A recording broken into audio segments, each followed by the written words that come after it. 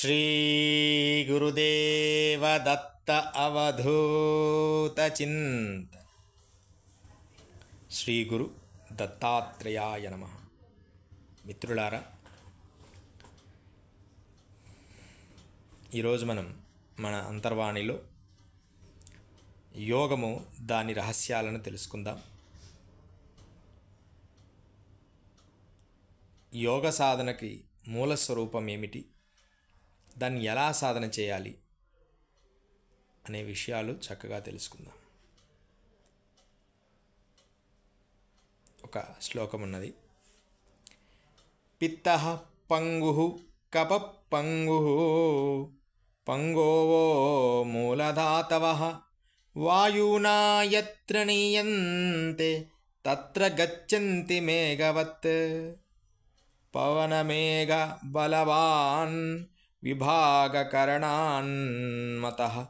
రజోగుణమయః సూక్ష్మా శీతో వృక్షో లఘు చలాః. ఇది శ్లోకం. అయితే ఈ శ్లోకం అర్థం ఏంటంటే,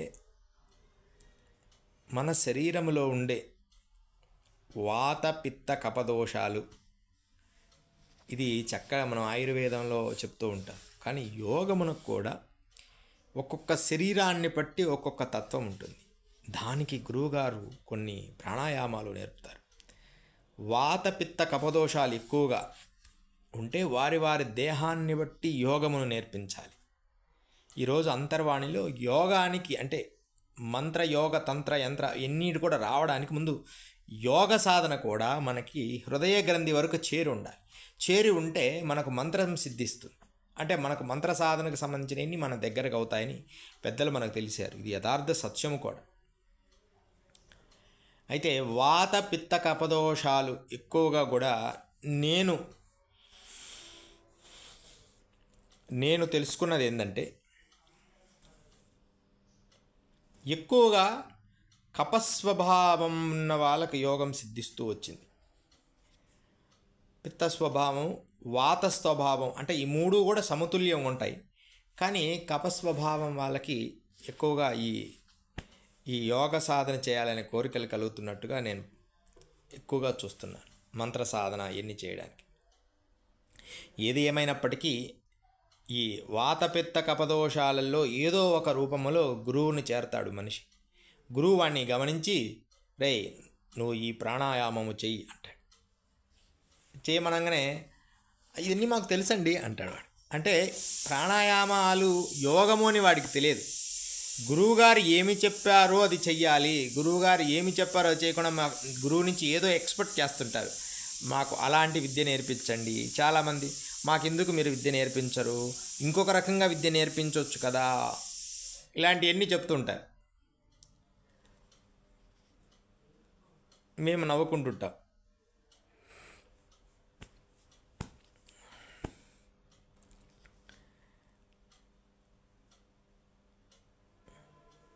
ఏంది వాడు అలా అంటున్నాడు అనుకోని. కానీ వానికి చెప్తూ ఉంటాం, నాన్న నువ్వు ప్రాణాయామం చేయని. ఈ గురువుగారు యూట్యూబ్లో కూడా చూపిస్తారండి ఇవన్నీ అంటాడు. ఇది ఇన్నిసార్లు చేయాలంటే లోపలున్న వాతాన్ని తీసేయాలి, పిత్తాన్ని తీసేయాలి, సమతుల్యం కావాలి దేహం. అందుకని యోగ సాధన లేనిది దేహానికి అవసరమే. యోగ సాధన చేయలేని వ్యక్తులు ఈ అమృతమైన ఈ కుండలిని జాగృతి అంటే ఏదైతే యోగ జాగృతి ఉండాలి, దాని కుండలిని అనేదానికంటే కూడా మొదటి దశలో యోగ జాగృతి అనడం అనేది చాలా ఉత్తమం. ఈ కుండలిని ఈ మధ్య ఒక తంతుగా మారింది. కుండలిని అంత సులభమైనది కాదు. నిజంగా కుండలిని మాకు సిద్ధించింది అని మాకు నిరూపించండి.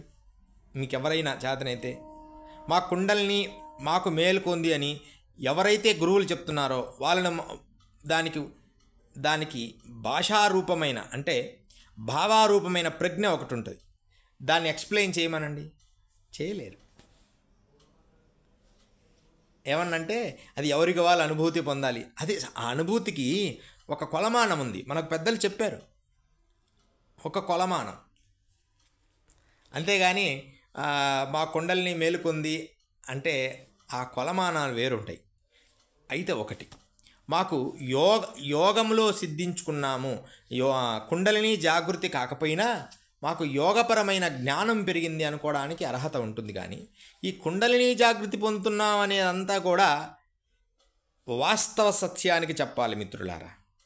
మీ అంతరాత్మను ప్రశ్నించుకోండి. అవన్నీ కూడా సత్య అసత్యాల మధ్యలో ఉన్న అంతర్వేదన.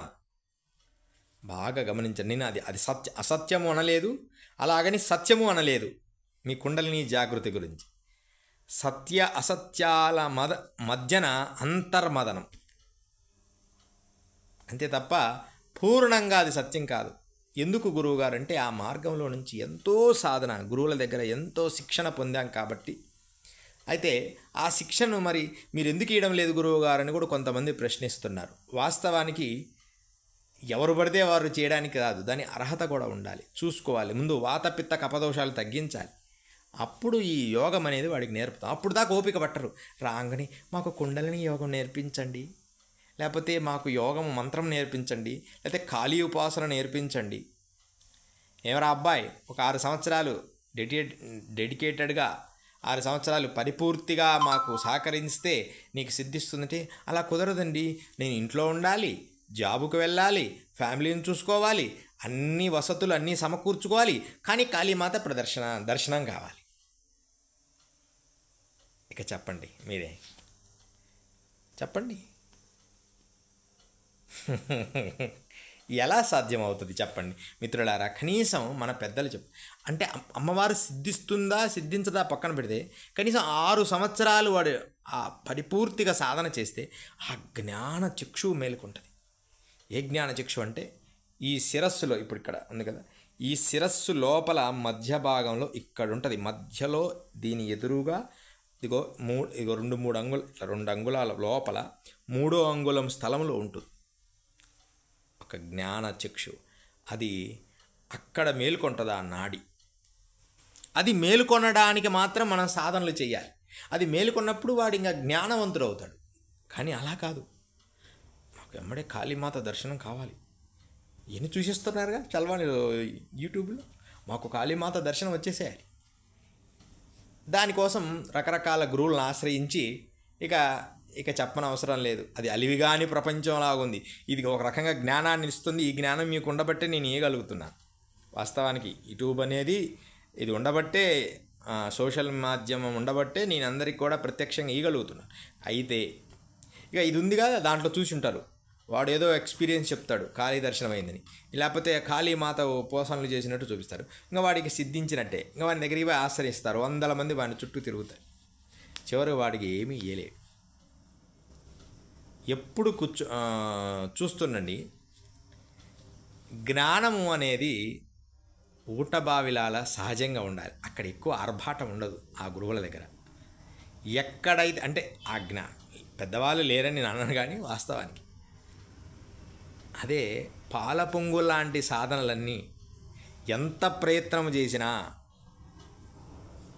ఎంత నిరాడంబరంగా, ఎంత జాగ్రత్తగా ఉన్నా పాల పొంగుల్లాంటి జ్ఞానాలు నిలబడవు. ఇక దానికి వేరే ఆ డెఫినేషనే లేదు, నిలబడవు అంతే. వాడు నిత్యానుష్ఠానపడి మనుషులు ఉన్నా ఉండకపోయినా, ధనం ఉన్నా ఉండకపోయినా, భార్య ఉన్నా ఉండకపోయినా, పిల్లలు ఉన్నా ఉండకపోయినా, సమస్తము నిన్ను అంగీకరించినా అంగీకరించకపోయినా,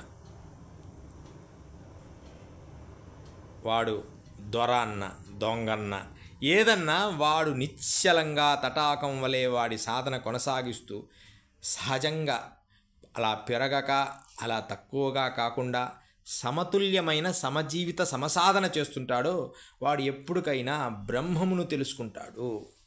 ఇది మనం గురువులో గమనించాలి.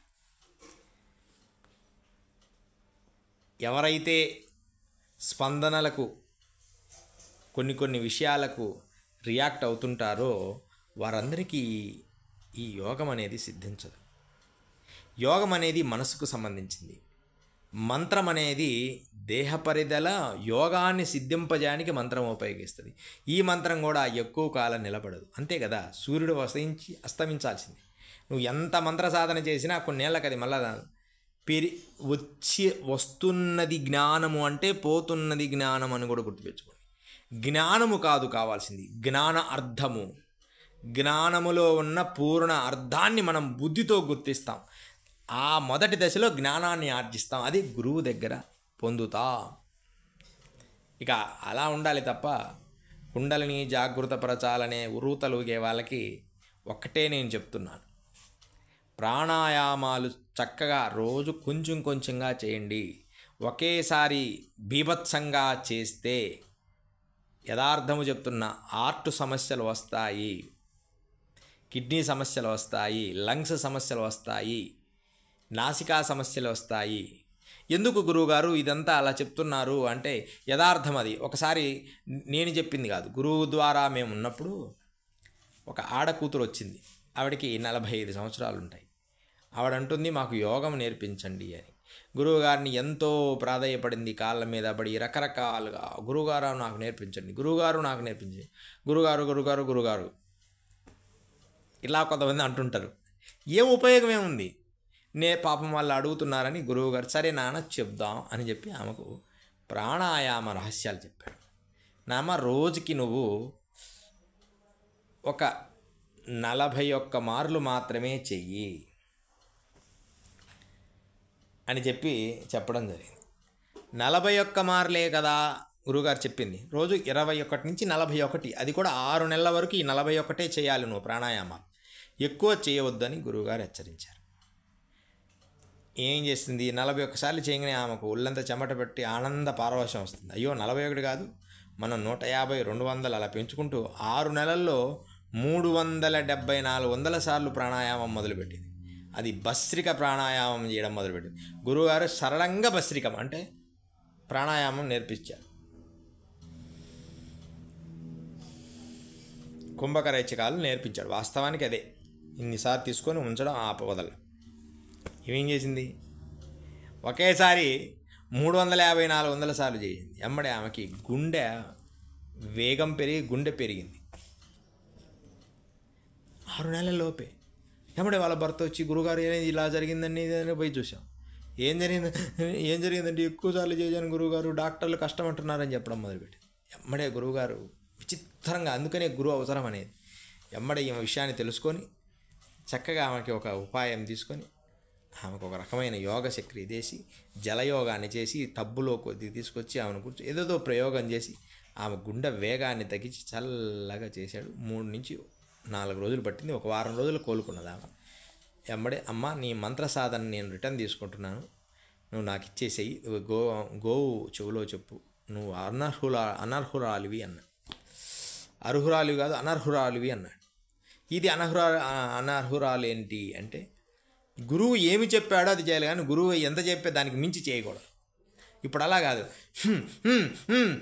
అని ఏదో పెద్ద వేగవంతమైన జీవితాన్ని చేస్తే అది ఏదన్నా ఆర్ట్ సమస్య వచ్చిందనుకో, సమస్య వస్తుంది. అలాగనే అది లేదు అని నేను అనడం లేదు. చక్కగా హాయిగా గ్రావిటీగా అంటే కొంచెం కొంచెం కొంచెం కొంచెం పెంచుకుంటూ సరిగమ బదలని సల్లాగా మెట్లుంటాయి. సరిగమ పద నీ సా, చూడండి అదే సా నీ ద ప మ గ రే సా. ఆరోహణ ఎవరైతే యోగమును పొందారో మళ్ళా పైకి పోగానే కిందికి వస్తారు అంతే. యోగము కొండలిని కూడా అలాంటిదే. అందుకనే అవి 7 సరిగమ పదేశాలన్నీ సా రి గ మ ప ధ ని సా. మూలాధారం, శుద్ధ ఆగ్నేయ సహస్రార బ్రహ్మకమలం. ఇది షట్చక్రాలు, 6 చక్రాల పైన ఉన్నది దివ్య పుష్పం, అది 7.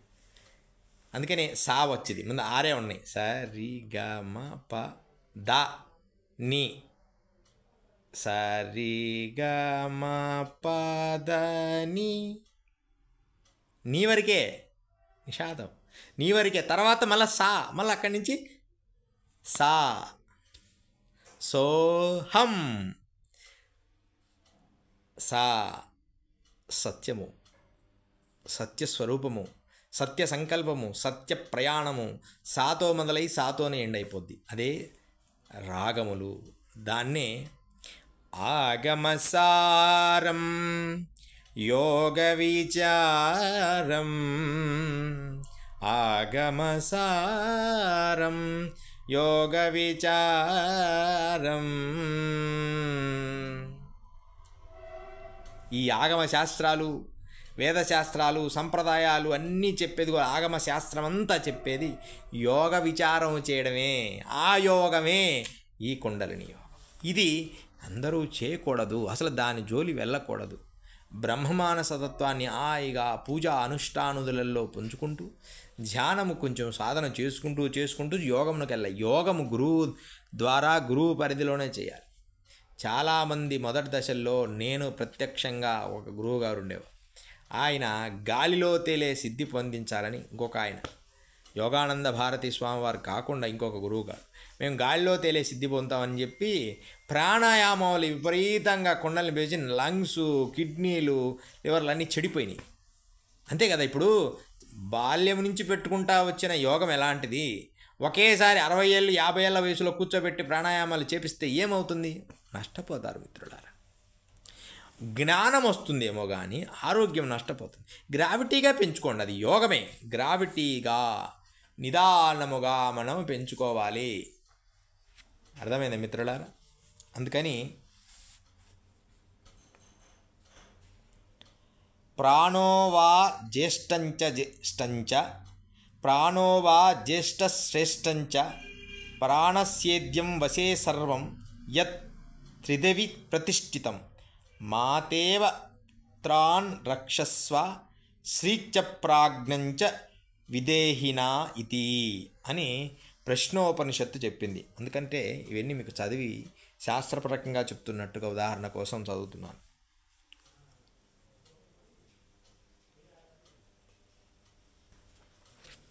మొత్తము భూర్లోక, సువర్లోక, మహర్లోక, ఈ 3 లోకాలు, తపోలోకాలు. ఏ లోకాలు నీ అంతరాత్మలో దర్శించడానికి మొదలు పెడతావు. ఈ ప్రాణం అంటే ఏంది? గాలి. ప్రాణం అనేది ప్రకృతి స్వరూపము. దీంట్లో మనకు తెలుసుకునే ఏమంటే పంచ ప్రాణములు: ప్రాణము, కార్యము, ప్రాణము, అపానము, ఉదానము, సమానము, కార్యము, వాయువు. ఇవన్నీ కూడా 5 కర్మేంద్రియాలు, 5 జ్ఞానేంద్రియాలు. బాగా గమనించండి. 5 కర్మేంద్రియాలు: వాక్కు, పాణి, పాదము, పాయు, ఉపస్థ. జ్ఞానేంద్రియాలు: కన్ను, ముక్కు, చెవి, చర్మము, నాలుక. ఇవన్నీ కలిపితే నమస్కారం. ఎక్కడ? హృదయం దగ్గర పెడతాం. అంటే దీని అర్థం ఏంటి? యోగముగా మారు. కర్మేంద్రియ, జ్ఞానేంద్రియ సమూహములే యోగము అని చెప్పడానికి. ఆ యోగం అనేది సహజసిద్ధముగా గురువుల దగ్గర పొందినప్పుడు కొంచెం కొంచెంగా పెంచుకుంటూ, పాపం గురువుల దగ్గరికి పోగానే గురువుగారు మాకు ఎమ్మడే కుండలిని పెంచేసేయండి, 2-3 రోజులు మాకు కుండలిని కదిలిందండి. ఏంది కదిలిన? తలకాయ. ఏమి కదలదు, వాడి తలకాయ కదిలింటుంది. ఒక్కటి మిత్రుల, ఏమైనా అనుకోండి, అసలు అది సత్యము కాదనుకోండి, యథార్థ సత్యము కుండలిని జాగృతం అనేది ఎన్నో జన్మల సుకృతం. ఇంకా దీనికంటే నేను ఒక్క మాట కూడా ఎక్కువ చెప్పను. కుండలిని అనేది ఎన్నో జన్మల దాస్య సంఖ్యలు వీడిన వ్యక్తిలాగా ఉదయించిన సూర్యుడి వలె నీకు జ్ఞానము జరుగును. అది 3 నుంచి 7 విధాములుగా ఉండును. ఎలా గురువుగారు అంటే బాహ్యము, బాహ్యతత్వము, బాహ్యమూలాధారము, బాహ్య అనాహతము, బాహ్య విశుద్ధము, బాహ్యాజ్ఞేయం, బాహ్య శాస్త్రారం. బాహ్యతత్వములోనే ఒక రకమైన యోగం ఉన్నది. అంతర్గతము, అంతరాత్మము, అంతరతత్వము, అంతరయోగము, అంతరత్వములో ఉండే యోగం ఒక దశలో ఉంటుంది. సుషుప్తత్వము, సుషుప్తములో యోగము, సుషుప్తములో జ్ఞానము, సుషుప్తములో నిర్యాణము, సుషుప్తములో భంగుదశ, సుషుప్తంలో నిర్యాణము, సుషుప్త అనే అవస్థ కూడా ఒక యోగం ఉన్నది. అంటే 3 విధములలో కూడా 7 రకాలుగా ఉన్నాయి. అందరికీ బాహ్యాన్ని కానంగానే అంతర్గతం వచ్చేస్తుంది అనుకుంటారు. కాదు. ఎంతో ఎంతో శ్రమించి గురువుల్ని ఆశ్రయించి, అందుకనే అది చాలా జాగ్రత్తగా యోగాన్ని ఎంతో భక్తి శ్రద్ధలతో నేర్పుతూ ఉంటాను. అంతేగప్ప రాగానే కూర్చోబెట్టి యోగాన్ని నేర్పించకూడదు.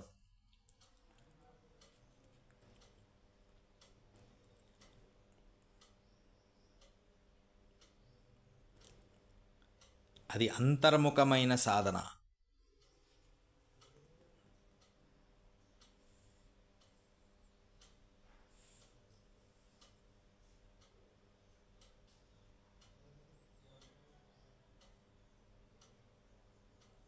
అంతర్ముఖ సమారాధ్య బహిర్ముఖ సుదుర్లభ. ఒకసారి ఆ యోగమునకు మనం కనెక్ట్ కావాలి. దీంట్లోనే మనము అన్నమయ కోశము, ప్రాణమయ కోశము, మనోమయ కోశము, విజ్ఞానమయ కోశము, ఆనందమయ కోశములు అని ఉన్నాయి. అన్నమయ కోశము ఈ దేహముతో పాంచభౌతికమైంది. ప్రాణమయ కోశము శ్వాసకు సంబంధించింది. మనోమయ కోశం అంతరాత్మకు సంబంధించి. విజ్ఞానమయ కోశం బుద్ధికి సంబంధించింది. ఆనందమయ కోశం బ్రహ్మానందాన్ని కలుగజేసింది. అన్నమయ, ప్రాణమయ, మనోమయ, విజ్ఞానమయ, ఆనందమయ లోకములు అన్నీ కూడా పంచజ్ఞానములు, పంచకోశములు మన లోపలనే. అన్నమయ, ప్రాణమయ, మనోమయ, విజ్ఞానమయ, ఆనందమయ కోశములు మనలో అంతరాత్మలో వికసించి ఉన్నాయి. వాటిని ఒక్కొక్కటిగా గురువు మీకు అనుభవపూర్వకంగా నేర్పడానికి మనం సమయం ఇవ్వాలి. యోగము అనేది చక్కగా వినండి మిత్రులారా, ఇది అందరికీ కూడా మేలుకుంటుంది, ఎవ్వరేం తక్కువ కాదు. కానీ కుండలిని మాత్రం అది సత్యాసత్యాల మధ్య సంఘర్షణ. నేను చాలామందిని చూస్తున్నా, గురువులు ఎంత చేస్తున్నారంటే పాపం వాళ్ళు ప్రయత్నం చేస్తూ ఏదో ఒక పేరు పెట్టి, సరే ఏమీ చేయని వాడికంటే ఏదో ఒకటి చేపేయడం మంచిది కదా అని వాళ్ళ అభిప్రాయం. అది మంచిదే కానీ కుండలిని అనే పేరు చెప్పి మాత్రం అందరినీ బూటకం చేస్తున్నారని నా అభిప్రాయం. కుండలిని కానే కాదు, జ్ఞానాన్ని వాళ్ళకు మేల్కొల్పుతున్నారు, అది చెప్పండి. అంతేగాని కుండలిని మేలుకుందంటే ఎన్ని కుండలు మేలుకోవాలి ఈ పాటికి? దేశమంతా ఎప్పుడో యోగ సిద్ధులు పొంది ఉండాల్సింది అలా అనుకుంటే. ఒక్కొక్క సాధన ఒక్కొక్క రకం ఉంటాయి. అన్నమయ సాధన, ప్రాణమయ సాధన, ప్రాణాయామ సాధన, ప్రాణాయామ తత్వ లాభాలు, ప్రాణాయామం వల్ల ఇంకోటి ఆ యోగము కలిగినప్పుడు ఎవరైతే శారీరకంగా ఉంటారో దానికి సంబంధించిన ఔషధాలు, జ్ఞానాన్ని మేల్కొనడానికి ఔషధాలు కూడా ఉంటాయి. వారి దేహాన్ని రక్షించుకోవాలి. అపాన, వ్యాన, సుదాన, సమాన, సప్రాణ అన్ని ప్రాణములైన శక్తి తెలిసి ఉండాలి గురువుకి.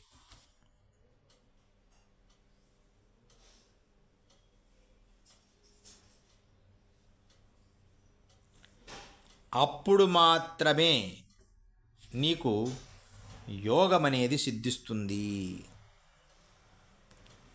జై గురుదత్. అర్థమవుతున్నదా మిత్రులారా? ఈ కుండలిని అనేది అలాంటిది. దాన్ని శాస్త్రోక్తంగా గురువు చెప్పినది చేయాలి. కొంతమంది నేను చెప్తుంటే మాకు తెలిసినవి చెప్తారండి. తెలిసినవి కాదు, అక్కడ ముందు మిమ్మల్ని శుద్ధి చేసుకోవాల్సిన బాధ్యత ఉంటుంది. మీరు కపస్వభావాలు అయితే కపాన్ని తీసేయాలి, వాత స్వభావాలు అయితే వాతాన్ని తీసేయాలి, పిత్త స్వభావాలు పిత్తాన్ని తీసేయాలి. ఈ మూడు ఆరోగ్యవంతము చేసి అప్పుడు గురువుగారు నీకు ప్రాణాయామాలకు సంబంధించిన కొన్ని నేర్పుతాడు ముందే. తర్వాత నీకు యోగం అనేది పూర్ణ రహస్యాన్ని తెలియజేస్తాడు. అంతే తప్పక మీరు పోగానే మాకు చెప్పండి గురువుగారు, ఎంతోమందికి అలా ఇస్తున్నారు, మేము ఇంత డబ్బులు కట్టేశాము అంటే, డబ్బులు మోక్షాన్ని కట్టగలరా? ఇదేమన్నా అంగడి సరుకా? మోక్షంలో డబ్బులు కట్టి కొనుక్కోవడానికి? యోగం అనేది డబ్బులు కట్టి కొనుక్కుంటామా? అయితే ఒకటి, గురువు విద్య నేర్పినందుకు కాను ఈ ప్రపంచములో గురువుకు అవసరమైనది తన దగ్గర ఉంటే, అందరూ కాదు ఇక్కడ, తను ఇయ్యగలిగే శక్తి ఉంటే వాడు సమర్పిస్తాడు. ఎందుకంటే నీకు ఏ జ్ఞానం ఇస్తున్నాడో వానికి శ్రమ లేకుండా వాని మనసు తృప్తి పడడానికి. అయితే యోగులు, నిజమైన యోగి మరి తృప్తి ఉండదా? అది ఇస్తేనే తృప్తి ఉంటుందా అంటే కాదు, నీ సంతోషం కోసం అది ఇచ్చి తీరాలి. అది ఏ కాలానుగుణంగా భిన్నానుకూలంగా మార్పు జరుగుతూ వచ్చినది. పూర్వకాలం ఉన్నదనుకోండి, భోజనం పెడితే చాలు, ఎందుకంటే లివింగ్ కాస్ట్ లేదు. ఈరోజు ప్రతీది కూడా గురువు నీ పరిధిలో ఉన్నాడంటే తనకు కొంత ధనం అవసరం. గురువు అడవిలో ఉన్నప్పుడు కూడా అంటే అక్కడ కొంత అవసరం ఉంటుంది, ఆహార నిమిత్తంగా, ఇక్కడ మెయింటెనెన్స్ నిమిత్తంగా. ఇట్లా ధనం అనేది వారి స్థాయికి వారి సాధనకు అవసరమేమో కానీ ధనము కోసం యోగులు కానీ సిద్ధులు కానీ ఉండరు అని మనం తెలుసుకోవాలి. వారి జీవన సాఫల్యం కోసం ఏదో అవసరపడుతూ ఉంటుంది. అందుకని మిత్రులారా, ఎప్పటికైనా గుర్తుపెట్టుకోండి,